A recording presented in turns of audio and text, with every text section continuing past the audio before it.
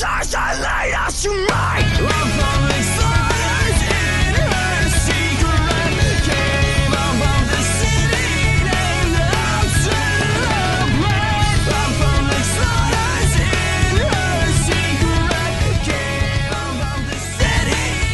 my name's Charlie Ware, and at one point in time I accidentally became a pastor in a place called Moreno Valley, California.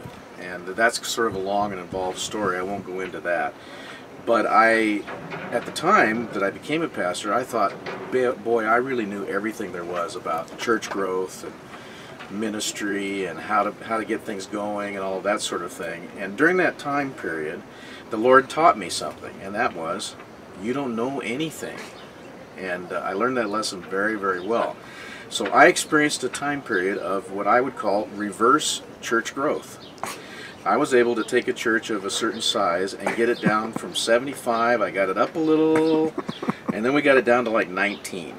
So when we got to 19, I remembered that Kenny Rogers song, you know, you got to know when to hold them, know when to fold them, know when to walk away, know when to run. Well, it was time to fold that church. And so I remember very clearly, I had the people, we had maybe about 19 people. You had to count some more than one time, and maybe there would be a dog there or something, and you'd count that too, to have 19. But I told them, look, we're closing this down. Go to other churches, places where you like it better, and I'm going to do something new here. Well, the something new turned out to be something that I hadn't really planned for. We had a group of kids that somehow I ended up in the cabin of the junior high boys at a camp in the mountains. So I was there in the cabin with all these guys, and of course the parents sent all the juvenile delinquents to the camp because they were hoping they were going to get saved. So I'm in this, and the boys, you know, they're making bathroom noises and laughing and messing around all night long. Well, of that group, some of these boys formed a Christian punk band. Now, a Christian punk band is a little bit like, it's an oxymoron, you know, kind of like military intelligence, that kind of thing. So you got a Christian punk band, and you have a guy that's 13 years old, and he's the lead screamer, okay? The band starts playing really loud, and then he goes, "Ah, ah, ah, ah, ah, ah, ah," and you can't understand what he's saying, but when he gets done, your loudspeakers are burnt out. So they were like, you know, they were good. They wrote their own songs. They had a song that they did.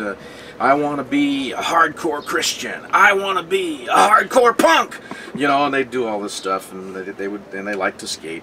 So when I was starting up my new thing that I thought was going to be so cool, I said, well, look, why don't you guys? We'll let your band play outside, and we'll set up some little skate things, and you know, who knows, maybe you can invite some friends or something, and you can do that outside the building, and we'll do this really good thing inside the building, and you know, we'll take it from there. So the night came, and we had about 50 people showed up, and that wasn't too bad. That was growth from the 19. We got up to 50. That was, you know, 50 people showed up. But outside with these punk band and the skaters, there were like 85 people. Okay, there was a bunch of kids skating and a bunch of people watching them skate. And I remember in the middle of the deal, I said, I better go out there and see what's going on. You know, and I went out there, and there was a guy named Marv. And Marv was there. I said, Marv, here's two $10 bills. Run a skate contest. I'll be back in a minute. I went back inside, and he ran the contest. And you know, I know that I didn't know much, but I could see that God was doing something with skaters. So that summer, all during the summer, we had a skate night inside the church building. It was all still rough concrete floor, and you know, the kids would come in and skate, and they were just tearing that building up. It was amazing. You know, there'd be 110 kids there. They're all fooling around. There were only like 2 adults, and you know, it was a madhouse. Cops were showing up. Everything was happening. Well, during that time, I took the Christian punk band to New Zealand, and we did little events and concerts and evangelistic type stuff. You know, about 80 kids got saved all over the South Island of New Zealand, and we thought that was pretty cool. And on the trip back, just before I got on the plane, I saw a like a CD. It was a no, it actually was a cassette. It said "Skate to Hell" on it. I thought, "Skate to Hell." I got to buy that. You know, it's something. There's something there. So I got in on the plane from New Zealand. That's about an 11-hour flight. If you can imagine, I'm kind of a big fat guy anyway, and I was sitting with another couple big fat guys, and so the whole time on the trip we're just like squeezed in there like sausages. And I get off the plane, I drive to the place where they're doing the skate night. There's about 110 kids there. There's kids everywhere. And I told the Marv, who was still leading the thing with his wife Karen, I said, "Marv, I think I need to say something to these kids." So I got up and I said, "I want to show you this little cassette I bought.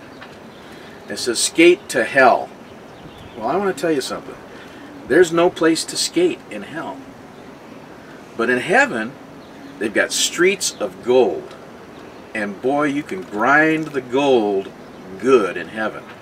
So if you want to skate to heaven, you just have to make a commitment to follow Jesus and accept God's salvation for you. If you want to do that, you raise your hand right now and I'm going to pray for you. Now, before I tell you what happened, 110 kids, a little short message, you know, not much should have happened really. I had been hoping and praying, and God had been talking to me and breaking my heart for the next generation for several years. And I had pastored this church, and I really wanted to see a youth revival break out. I wanted to see kids get saved, and nobody wanted that. In fact, as I told you, the church got small. So here I am, fresh back from New Zealand, truly jet-lagged. I make my little altar call. There's 110 people there, and 75 of the kids raised their hands, stood up, whatever, acknowledged it, prayed the prayer, and accepted Christ. That's the best altar call I'd ever done in my life up to that point.